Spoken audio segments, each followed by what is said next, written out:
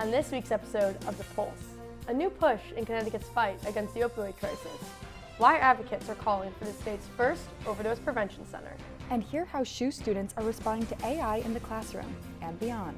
I'm Shannon Tuttle. And I'm Maura Staples. These stories and more on Sacred Heart's very own monthly news program. You're watching The Pulse. From Sacred Heart University in Fairfield, Connecticut, this is The Pulse. For the past year, advocates have been pushing for Connecticut's first overdose prevention center. I spoke with Max Satriano from SHU's recovery program to learn more about why these centers matter. For 13 formative years of my life, I had watched my older brother fall victim to his addiction. I watched my parents struggle to find treatment options for my brother, unsure of how to navigate the vast healthcare system and unable to afford basic treatment for something that was not being treated as an illness it truly was. A substance use disorder ultimately took my brother's life, but an overdose prevention center could have saved it. In late February, Gabby and a dozen of other advocates gathered at the state's capitol in efforts to revive a bill establishing Connecticut's first overdose prevention center. Along with providing life-saving care in the event of an overdose prevention centers serve as safe, community-oriented places where individuals struggling with addiction can turn to for a vast array of services. At these overdose prevention centers, you have teams of doctors, nurses, people who work in the field who, are supervising. That way, if someone does overdose or they start to lose consciousness, they can intervene immediately. These centers, often referred to as safe injection sites, also prioritize harm reduction by providing access to sterile supplies. These centers provide clean, safe supplies for drug users to prevent and reduce fatal infections such as HIV and HCV that are often contracted through the reuse of needles. So there's a huge benefit there with the overdose prevention centers in driving down a high rate of these rather preventable communicable diseases between the population. Beyond immediate health interventions, these centers also play a critical role in guiding individuals towards recovery. They provide referrals to treatment centers and recovery programs, helping those who wish to initiate treatment but don't know where to look or how to begin their journey of recovery. An overdose prevention center would be good because that is a safe place for an addict to go. So you could get the patient there, and once they're there, then you can link them and talk to them and establish what they need to get better, to get them off of drugs and start a healthy lifestyle again. So just getting the addict to a place that's safe is crucial. The concept of overdose prevention centers are straightforward. No one can recover from substance abuse if they die from an overdose. Last year in Connecticut, over 800 individuals passed away at the hands of substance abuse. In America, overdose remains the leading cause of death for people under the age of 45, including Gabby's beloved older brother. On the night of May 21st, 2023, my brother passed away, alone at home after using drugs for what would be his last time. My brother Patrick is one of thousands of people whose life could have been saved had they had access to an overdose prevention center. We have the power to prevent further lives from being lost to the fateful disease that is addiction, and the establishment of an overdose prevention center is a critical first step in doing so. Thank you very much. For The Pulse, Shannon Tuttle, Fairfield, Connecticut. For many college students, choosing a major comes with a lot of tough questions. It's not just about what you want to do. It's about how much you want to earn, where you want to live, and now with the rise of artificial intelligence, how your future career could be shaped by AI. Let's toss it over to senior producer Sarah Hasney for more. Thanks, guys. As AI technology becomes more advanced and accessible, conversation around its impact on the workforce are growing louder. At Sacred Heart University, both students and faculty are weighing in on how artificial intelligence may shape or disrupt the future of numerous careers. I had the chance to speak with members of the SHU community to hear their thoughts on if they think AI is the new BS. That is, Bachelor of Science, of course. As artificial intelligence continues to advance, many people are left wondering what kind of impact this will have on their future. I do get nervous, honestly, because I feel like, when I graduate, how many graphic design jobs will there be? I don't know.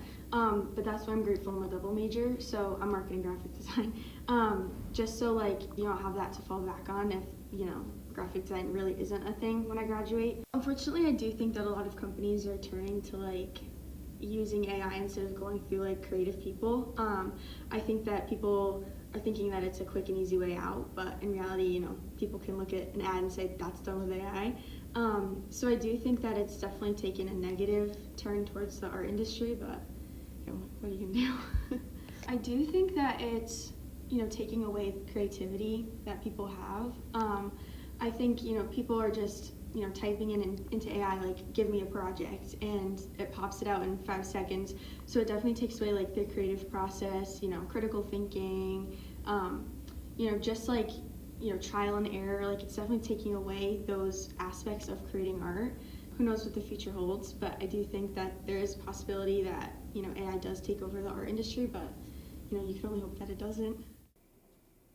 Graphic design is on the Global Economic Forum's list of declining jobs. That being said, there is still opportunity, especially for students who are young. Graphic design isn't dying, it's transitioning. I am seeing AI being used very, very strategically in the classroom. I've also had some problematic uses of AI in my classroom, and where students have obviously just put the assignment into ChatGPT and then copied and pasted, and even ChatGPT didn't do the assignment correctly. So it's a failure on both counts. AI does pose risks to mostly how graphic design and art is done. The most popular image generator, which is Midjourney, has been trained on hundreds of millions of images from the internet. So if you use Midjourney to create a work of art, it's been trained on things that are copyrighted. So you risk actually creating an illegal piece of art and infringing on copyright laws. People who refuse to work with AI as a tool are going to get left behind. Yeah. I think that people are scared right now, but graphic design isn't going away. It's evolving. So as people come to realize that it's not necessarily a dying art, all it is changing is how you approach it. According to a recent CNBC report, about 47% of all college students say that they've at least considered changing their major due to AI. Other career paths, such as cybersecurity, are also seeing how artificial intelligence is rapidly changing the future of the workforce. I think in the next 5 years, a lot of basic software developers, which is people who code, those jobs will almost all get, if not already, get all taken over by AI. But I think the cybersecurity, watching over logs and watching over systems and people, the overview of AI and all those systems will still need jobs for that. But I think the jobs of coding, I think AI will take that over. Me and my friend Tyler, we put our best foot forward to line up for success. So we picked cybersecurity because we think in the next few years, if software engineers and software developers, those jobs get taken, we'll still have room for our jobs, and we'll put ourselves in the best position to still be able to get a job outside of college. I think a lot of professors see the negative sides just because a lot of them automatically, when they think of AI, they think of cheating on everything. So I do think a lot of them are kind of being misled a little bit. I think there is going to come a point where you may not need humans for a lot of what you need them now for, but I'm just not really sure when that's going to happen, so I'm not really trying to think about it. It definitely has heavy impact on workforce, and you can see many companies do nowadays layoffs. Like Oracle did huge layoffs, like thousands. It's a very useful tool. As I say to my students, this is like tool that multiplies your productivity, but it also multiplies your errors. But the reality is that like a formal degree is becoming even more critical. Another study showed that actually AI-generated code requires more reviewing because it introduces more software bugs and other security issues. I think degree isn't dying. The expectations are just maturing. For The Pulse, this is Sarah Hasney, Fairfield, Connecticut. The U.S. Department of Justice has filed a lawsuit against several Connecticut officials and the city of New Haven, arguing the state's policies are restricting federal immigration enforcement. At the center of this case are two key policies: the Trust Act, which limits how state and local police can assist federal immigration actions, and New Haven's Welcoming City Order, which prohibits city employees from cooperating with ICE without a warrant. Connecticut isn't alone. The Department of Justice has already filed similar lawsuits against other major cities, including Los Angeles, New York, and Boston. When we come back, see how Shoe's X-Men honored their former teammate and brought home the win. And learn how Shoe students are shooting for a cause, MPS awareness.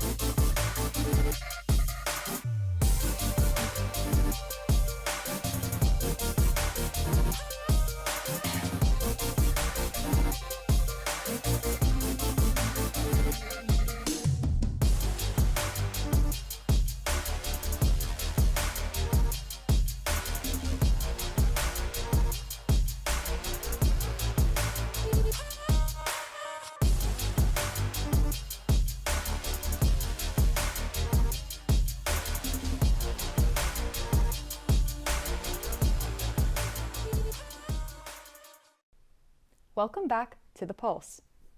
Following back-to-back wins on the road, Sacred Heart's men's rugby team returned to the pitch for a match that hit close to home.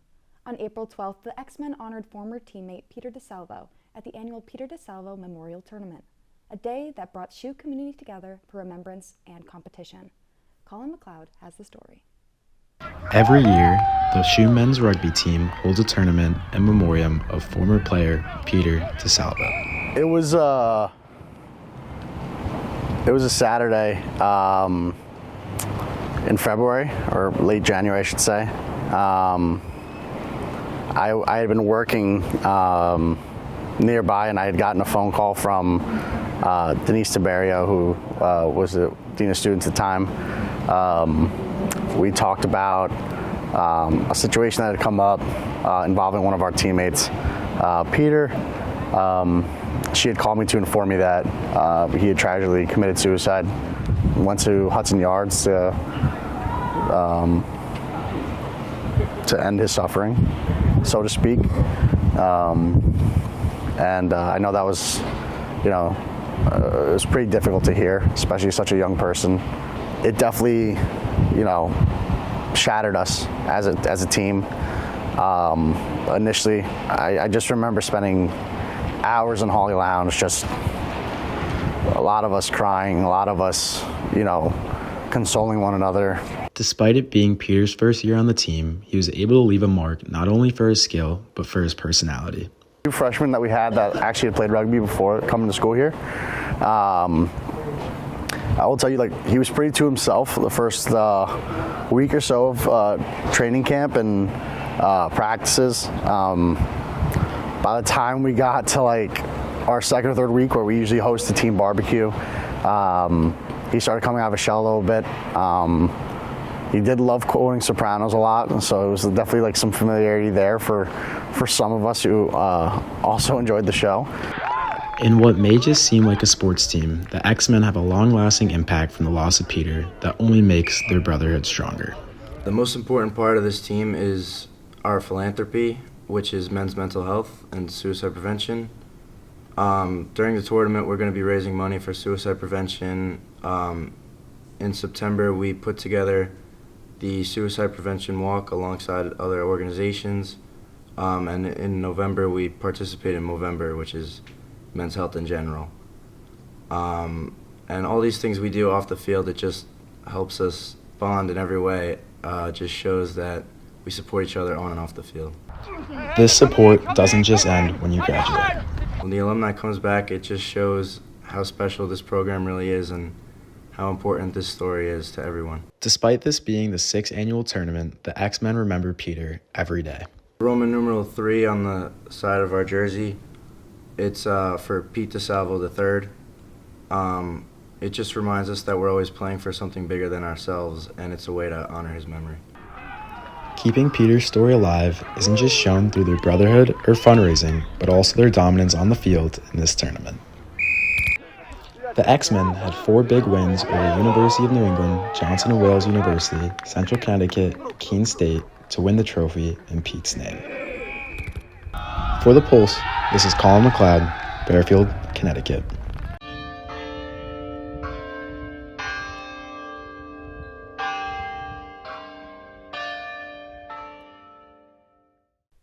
What started in the classroom is now heading to home court. Nick Maizano spoke with students who are turning a student-faculty basketball game into more than just a competition. They're using it to raise awareness for the rare disease called MPS. The Shoot Hoops for MPS Awareness Student versus Faculty basketball game took place on April 15th in the William H. Pitt Center. Both students and faculty participated in friendly competition to raise awareness for a greater cause. MPS is a genetic condition. It's called mucopolysaccharidosis, and it's when your body either is missing an enzyme or lacks the ability to produce a certain enzyme, and that can require lifelong treatment. Adam Podesky is the organizer of this event, and raising awareness for MPS is something he has been doing for his entire life. I was actually diagnosed with MPS at the age of 3, as well as my brother when he was 7. So we've been involved in the MPS community since then, going to their yearly conferences and advocating and raising awareness and funds for the MPS Society. I'm a sport management major, so I think through this event and through previous events I've learned to love events, love raising awareness for different causes. While this isn't the first time Podesky is hosting an event for MPS, it is the first time he is bringing it to SHU. Dr. Christina Hoff teaches a sports venue and event management course. Having knowledge of Podesky's story, she encouraged him to take her class to make his idea a reality. I had first learned about Adam's story and him living with MPS because I actually teach a class abroad, which Adam enrolled in, and he took last summer. So I did have some insights regarding that before this class, but I didn't really know to what extent until he actually came to me and said he had hosted a similar event in high school, and he was wondering if I could help him do that here on campus. And I was like, absolutely. However, let's be strategic about this. Let's make sure you take this sport management required course, and let's use this to bring your event to life. Among students and faculty, one of the most important aspects of this event is showing up for each other. He told me about this event, the possibility of doing it last semester, and immediately I was on board and willing to help him out with it. It means a lot to me because I see everything he goes through on a weekly basis. I see his nurse come in. He has a 3-hour infusion every week. As of right now, there's no cure. There's only treatment, so basically funding research and things like that is really big to me. I think it's even closer to home event for us as a group. We're really doing this for Adam. We also just grown the awareness. Like, I didn't know what it was before I had met Adam, and now I'm very knowledgeable of it, and I want to pass that along through the community. I had told all my students from the beginning of the semester, I know I ask a lot of them to host an event which likely takes place outside of our regular meeting time. And I always tell them because I ask a lot from them, they'll get a lot from me. And in doing that, I always make sure I show up to these events. I help them with these events. Whatever they need from me, I'm there. And so I'm very much looking forward to showing up for him and our students in that way. Through this project, over $5,000 has been raised and donated to the National MPS Society, and even more so, brought together faculty and students outside of the classroom. we really wanted to try to get faculty involved as well to attend, because I don't feel like on campus there's much for students and faculty to interact with together other than in the classroom. Yeah, I think it's always fun. You get to play against your teachers in any aspect, right? They're giving you the grades, they're the one harping on you. It'd be nice to make a nice flashy pass or drain a 3 in their face. So I think this is a good way of doing so. To use sport as a platform to leverage awareness. It's just been really great to see the sense of togetherness, I think, and using the classroom to do that has been really rewarding. For the Pulse, Nick Maisano, Fairfield. As temperatures continue to rise, shoe sports are bringing the heat. Let's toss it over to Colin McLeod for our shoe sports roundup. Thanks, guys. This just in. Big news. Former Sacred Heart women's basketball player Nycera Pryor has been drafted by the New York Liberty in the WNBA. The star player ended her collegiate career with the Texas A&M Aggies. The Pioneers wish her all the best. For the second year in a row, your Pioneers dance team are national champions. At the Collegiate Championship, they got first in the Spirit Rally competition with 5th place in both jazz and hip hop. The men's lacrosse team is 10-3 this season. After a hot start, they've dropped 3 games in a row. They look to bounce back as they play Iona this Wednesday for their final regular season game. Moving over to the women's side, they're 4-4 in conference play after a loss to Quinnipiac in their final game of the season. This will end their season as they lose out of the 6th seed to Quinnipiac. Men's tennis ended their season this past week with a loss to Holy Cross, finishing 3-5 in conference play and 4-14 overall. The women's team went 10-9 overall with a 5-3 record in conference play. They're able to clinch the playoffs and will compete at the MAC tournament this weekend in New Jersey. That's all for today. For the Shoe Sports Roundup, I'm Colin McLeod. Back to you guys. When we get back, meet the shoe students who are looking to pioneer their way into STEM. And learn more about the women's basketball team and how they bounced back after last season. You're not just thinking about your next degree, you're designing your future. At Sacred Heart University, 40+ master's and doctoral programs prepare future innovators, solution seekers, creators, and changemakers for tomorrow's careers. With flexible options, real-world learning applications, and industry-leading faculty, you won't just move forward, you'll lead the way. Sacred Heart University. Transform your future. Welcome back to The Pulse. Science, technology, engineering, and math, we all know it as STEM. But did you know women make up only about 35% of STEM graduates? Our own Sebastian DeGolier spoke with women in STEM at Sacred Heart about their experiences and what drew them into this field. Science, technology, engineering, and math are the 4 pillars that create STEM. In a field that's been historically dominated by men, women across campus are making their mark in STEM. I teach the circuits class for our electrical engineering majors, and while it's not quite 50-50 yet, it's getting a lot closer. And math classes are, sometimes it's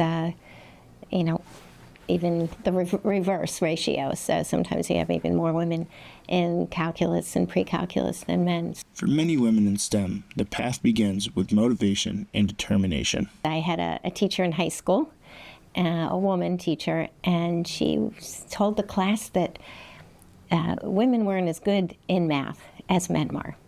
And that bugged me. So I was determined to enter.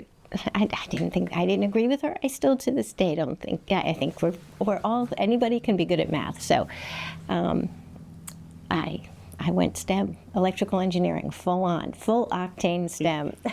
Exposure and representation can be key factors in encouraging young women to pursue STEM fields. I was very fortunate, though, that where we lived was adjacent to UMass Medical School, and they had a satellite campus in our town called the Worcester Foundation for Experimental Biology, which is where the birth control was developed, which of course revolutionized women's health. And we were very fortunate that they did a lot of outreach into our school system. We had a very strong science program in our town school system. So they would come and do immersion days and experiences for us in school. Those experiences that you have as a kid can be so impactful as it was for me. The growth of women in STEM can be seen across the nation, including right here on campus at Sacred Heart. I think it's been really rewarding, and just seeing how many more females are getting into STEM in maybe the past couple of decades. And I think having female professors that are teaching you is really cool as well. So it's definitely fun to watch the field grow. And I know Sacred Heart is kind of a majority female school, but having females in the neuroscience program and in my classes is nice as well. Although there's progress, STEM is still a field that is male dominant, and with that can come pressure. I've always known that I wanted to do something within there, whether it just be math or kind of go with engineering, and I kind of faced some challenges with engineering, with it being such a male-dominated field. I kind of felt some pressure, since I was the only female in my class of about 30 males, to kind of just be better, and that was really discouraging to me, but I ended up doing just math, and I'm really happy with what I picked. In a field where women are underrepresented, support from faculty and peers can build confidence and encourage persistence. So my math professors have been the most encouraging to me along this way. All my math professors, except for 2, have been females, and they have just inspired me and helped me to become the person I am now and the way I understand math, and they have just made me feel amazing and just encouraged me to do better. The growth is also noticeable beyond individual classrooms, with more women entering STEM programs each year. One area I've actually seen a lot of growth is in my hockey team. A lot when I first came in as a freshman, I think it's me and one other girl in my grade that were STEM majors. And now with the underclassmen, it's over half of them. While STEM has traditionally seen fewer women, they now represent the majority in certain science areas at Sacred Heart. So thankfully, women in STEM is increasing, especially in the life sciences and social sciences. I can tell you in my own department in biology, which is biology, neuroscience, coastal marine, and molecular cellular, our cohort right now is 76% women. So that is amazing. For those considering a future in STEM, the message is simple: follow your passion. I would say 100% go for it, and no matter what anyone tells you, if you believe in yourself, then you can do it. I would say if that's your passion, if you're interested in STEM, if you have an aptitude, go for it. Don't, then it's the place for you. If that's where your interest lies, if you're doing math on a Friday night, you're one of us. For the Pulse, Sebastian DeGolier, Fairfield, Connecticut. After a tough season last year, the SHU women's basketball team bounced back this year. Picked to finish 12th in preseason MAC polls, the team won the first MAC tournament game in program history. George Triebenbacher caught up with Coach Minetti and some players to get their thoughts on the season and where the program goes from here.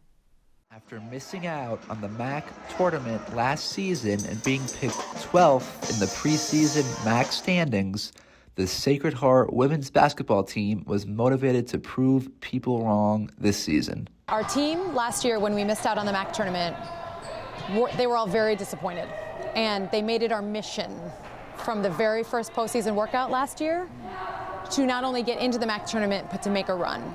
And so I was really proud of our effort, because our mindset from the very moment last season ended was really directed towards our next goal.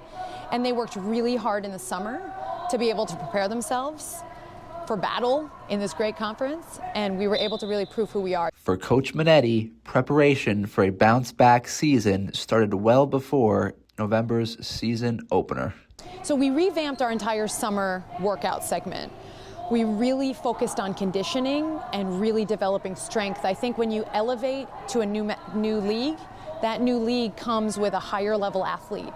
And so our strength coach and our athletic trainer and I all kind of sat together and came up with this great plan of how to elevate our strength, our speed, our ability to be prepared in our conditioning. And you can ask the players, it was a really hard summer. I mean, it was really, really difficult physically for them. But they were great. They crushed it. They came back ready to kind of attack everything we threw at them.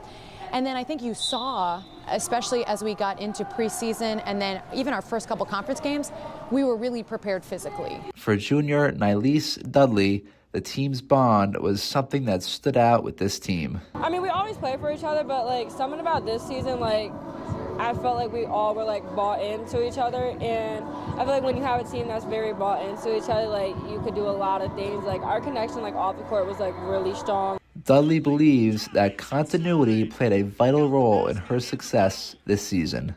I was all over the place. My freshman year, I was playing in the post, and then last season, I kind of had to learn the guard position. So transitioning from my freshman year from the post to the guard is like a completely different offense, kind of in a sense. Because I mean, when you're a post, you kind of stand in the block and you go based off that. But being in the guard position, there's so much you have to do and learn. So I think last season kind of was like my freshman year in a sense, because that was me learning how to play the guard position more. So then this season, I kind of had a full ground of understanding, well, post position and guard position, so that really let me bloom and be my full self. For Sophie Nascimento, the team's top first-year player, her first collegiate game was about controlling nerves and reminding herself why she's here. They were definitely high, but I feel like I've played so many basketball games in my life, but this was just another one. Obviously, it was at a higher level, but really the coaches, everyone, they told me the same thing, like, you play basketball, you do it for a reason, and that really calmed me down. So going in that first time, like, I feel like I was very, like calm, and it was okay. Manetti loves the winning mentality that Nascimento brings to the table. Soph is really special. So she came to us thinking she was going to play behind Nicira Pryor her senior year, right? Nye was a tremendous piece of our program for a really long time. And when she left to go to Texas A&M, Soph knew she was going to have to step up into this really big role her freshman year as our starting point guard. So I think for her, we knew she was going to be really talented. We knew she was a really special player coming from high school. But college really elevated her game. It's been really fun to watch her be able to just step out there and do what she does, because she's a winner. And that's what we have in our program, right? We recruit kids with winning mindsets to add to our championship culture, and she bought right into that right away. The highlight of the season came in a win over St. Peter's, which gave the program its first MAC tournament victory. Winning our first tournament game was so exciting, because knowing that we just made history in itself by being the first Sacred Heart team to get to the MAC tournament, right? That was exciting in itself, but we didn't want to be done. And we knew St. Peter's was going to be a battle. We had just played them a couple weeks ago, and they're gritty and they're tough. And, you know, playing that game was so crazy because nobody could hit a shot. I mean, I think the halftime score was like 20-22. Like, I mean, we were 1 for 9 to start the game. And I remember saying to the team, hey guys, like, settle down. We all want this. We all want to win. We all want to survive advance. Like, this is going to determine our last game or if our season continues. Like, we know what's on the line. Let's settle down. Let's play our game. And we finally kind of took a deep breath. We saw a couple shots go in. And all of a sudden, the game ends and we're on the winning side of it. And with the celebration in the locker room was huge. I think being part of that first historic run in the MAC tournament, again, has given us great motivation. You know, the day after that game ended, coach, we're going for the championship next year. So I think it really lit a fire under us to understand, hey, we're going to be good. We're back. We feel good about where we can go with the program, and what an amazing way to end the season. The players were playing with a purpose during that win. We were all really hyped. Like, we just wanted to do it for each other, especially our seniors. Our biggest thing at the end of the season was we have nothing to lose, and let's just do it all for the seniors. So that was a great feeling for us to get that done for them, and especially ourselves. As one season comes to a close, preparation for next season is already underway. You know, I think keeping that long-term goal always kind of hanging over our head of knowing our end game is to get that gold ball, but continuing to develop and trust the process. There are certain specific improvements that we're working on, right? We want to take care of the ball better. We want to have a higher half-court shooting percentage. We got to increase our three-point shooting percentage, right? These are like really specific areas that we know how to work and develop in the summer. But I think for us, our team is really process-driven. So even every day at practice, we ask, what would you grade yourselves today? What effort did we bring? Was that controllable? And really trusting the daily process of saying, did we get better today? If today was game day, would we have won? And having our players have accountability for that, holding each other to the standard of that, us being able to be locked into how the team really evaluates themselves. You know, I think every day you have improvement in success or failure, and so we're going to just really keep trusting that process moving forward. Time for a heave from Wood. Gets it off. Oh, and she nails it! Amelia Wood from outside half court. For the Pulse, this is George Triebenbacher, Fairfield, Connecticut. Can you believe this is our last show of the year? Can you believe we're graduating? It's such a bittersweet feeling. I know. Well, for our last time, thank you for watching. And be sure to tune in next fall for a new season of The Pulse. I'm Maura Staples. And I'm Shannon Tuttle. We'll see you next time on The Pulse.